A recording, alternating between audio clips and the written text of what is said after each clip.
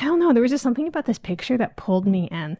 And I wanted to research her story. It's kind of a sad story. Hi, I'm Danielle Romero. Thank you so much for being with me here on my channel where we talk about American history and family stories. And we're going to get back to family stories.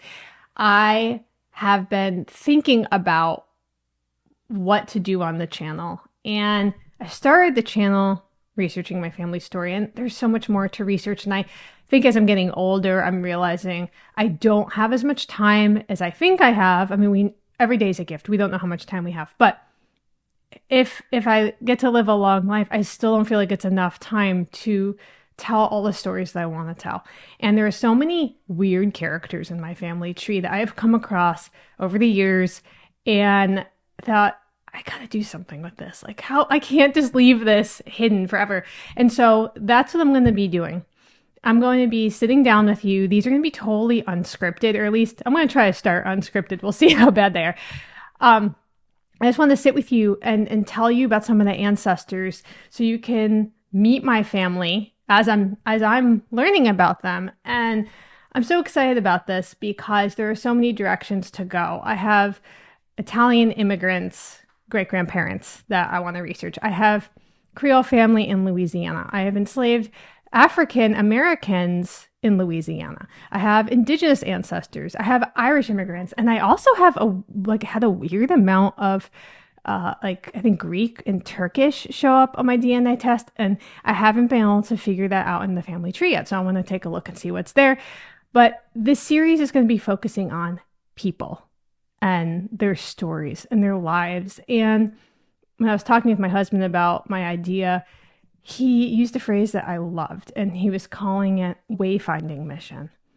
And it reminded me a little bit about Moana, which Moana came out like 8 years ago. And at that point, two of my kids were girls, and they were young, and they loved Moana. And I remember I just loved the theme of connecting with these ancestral stories and using them as a guide for the future to help understand what we need to do next. And so with that being said, I just want to invite you to sit with me. This is going to be a very raw hangout, a little bit different than the other videos that I've done. I want to show you some pictures first. So my husband and I have moved around a lot, and I think we're finally settled now. But we did a stint where we were in New Hampshire, and we had bought a house from the 1780s. It was on like 11 acres, and it was actually a stop on the Underground Railroad, which is crazy. I didn't know that when we bought it. But we opened a closet in one of the living rooms, and it was like a secret door was behind it, and it was a stone room. And that was kind of the folklore of neighbors and people in the area where like this was a stop on the Underground Railroad. And the house is on the National like Historic Registry or whatever. So it was really cool. But I had been collecting old family photos for so long, and this house just really evoked this feeling. And so I have a picture. I'm going to try to find it to throw up here. We had started hanging up some of these old photos in the house, and they just looked great. They just belonged there. And in my house now, I'm in Nashville. It's not like a cool old house. And so we have some old pictures up, but it doesn't have quite the same like romantic feeling as a house. But I want to show you some of the pictures that I have. And this might be weird, but I actually have pictures that aren't people we're related to. Like I've gone to antique stores and estate sales, and I've bought old pictures, and I don't know who these people are, but I just thought I've got to have this picture. So I have those too. One of the first pictures I had hung up is this one that I'm sure most of you have seen, but it's my great-grandmother, Lola. This picture is in Louisiana, and she married my Irish great-grandfather.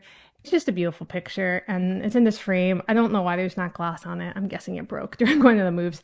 It's not the original picture. I think one of my aunts has the original picture. I think this is a copy, but I love the detail. And one of the things I want to do in this series is really focus on some of these old pictures. And I'm not a professional, but I am passionate. And one of the things that has helped me understand my family story better, understand my ancestors, is looking at the pictures. What clothes were they wearing? What's happening behind them? What's going on? And one of the things I always noticed in this picture was not only her dress has these ribbons on it, but she's wearing like, I think it's called like a concha belt. And that's normally like I I think like a southwestern Mexican thing. And so I don't know what happened to that bell. I would love to know more. And then this house, I'm trying to like point, uh, this is like such a typical like Louisiana style house shape. So I don't know if this was her house. I need to do some research on that. But this is a picture I've had up. This is a picture of my dad's grandparents. They were born in Italy. These are his paternal grandparents. His maternal grandparents were from Italy as well. This is Elisabetta, and this is Francesco. And Elisabetta's story is kind of insane.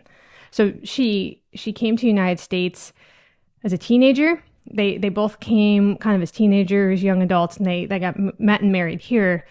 And she ended up dying because she was harvesting mushrooms in upstate New York, and it was a poison one, and she died. And I need to ask my dad more about that, but it's like a really crazy story. And there's a lot that is like hidden under these stories. So I remember hearing that story and thinking, wow, it's really sad for my grandpa, because my grandpa was the youngest kid, and so he would have been the youngest to lose his mom. She grew up in Italy, a really small little town, and I'm guessing there was a lot of foraging going on. And so she thought that she could do that here. And so I need to ask my dad about the rest of that. But these are his paternal grandparents, so we're going to look into who they are. These are also, this is an original, possibly my dad's great-grandparents from Italy, great-great-grandparents. I don't know who they are. I can't remember. I need to ask my dad or my uncle. This guy is super Italian. He weirdly looks like my dad's brother and my brother Justin. There's something there. I think it's that like fresh part to my brother wears his hair. So my brother looks a lot like that. Actually, while I'm looking at that, it's kind of crazy. All right, this picture is a really weird picture. I want to explain why I have it. So it's obviously it's not an original. You can see I printed it out like Walgreens or something. But this is Dolly. She's a cousin from the line of Noel Conde, who was one of my enslaved great-great-grandparents, and he sued for his freedom, and he won, and he manumitted his daughter, and it's a really great story. I did a video on it, but she's from that line. But what was so weird is I remember seeing this picture, and she reminded me a lot of my younger sister. And my sister is not dark like this, but it looks so much like her, but this like a distant cousin. I don't know. There was just something about this picture that pulled me in, and I wanted to research her story. It's kind of a sad story, but I want to tell it. And I don't know why, but I think this is my favorite part of the picture, is just her hand kind of pressed on the railing there. So from Louisiana, I think Campty, Louisiana, like my great-grandma. And this is a weird, so I actually asked for this for Christmas. My mom is the best. She did this. So I wanted this picture. And this is not as old as the other ones. It is from the Troy, New York football team.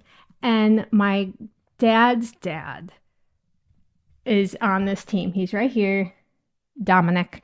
And I loved this picture so much. I love seeing him young like that. I think I'm going to hang this back up in the office. But it's crazy because even for my grandpa, I thought that I knew like everything there was to know about him. You know, it's like, it's your grandpa, you ask him, you talk to him and stuff. But a couple weeks ago, I started looking at my dad's family records, and there was like, and birth records, and I saw my grandpa Dominic listed as Domenico. I think that's how you'd say it. So I don't know if they ended up just calling him Dominic because it was like anglicized here. He was born in the United States. He was born in New York. But it's just like a lot that I feel like I don't know. And I want to have it preserved. I want it saved, you know? So I love this picture so much. So you have, I don't know how many rows of kids here. I think there's a lot of Italian kids here on this team. So this had to be maybe, my grandpa was born in 1924, I think. And then he dropped out of high school at 17 after the attack on Pearl Harbor on December 7th, and he joined the Navy. And I think much to his parents' chagrin, because his older brothers were already, I believe, in the Army, but they were a lot older. So he dropped out of high school. Just a beautiful picture. And I think about all of the people that are in this photo, and maybe one of your ancestors is in this photo. I actually had someone reach out to me because I had shared a photo of my great-grandpa, and they saw, I think, their great-grandpa, and it was just so cool. It was so awesome. So all I have to say is that I want to I think, start just kind of a new storytelling journey with you. And it's going to be pretty raw, pretty unscripted, and we'll see where it takes us. So let me know if there's any part of the family story in particular that you want me to start with. I would love to hear your feedback. I'd love to hear what you're doing. And I would love to have you over at my Patreon. We can get connected. I'm going to share a little bit more, I think, behind the scenes stuff, like pictures and things like that over there. So let me know what you think and stay tuned for the next episode. We'll talk soon.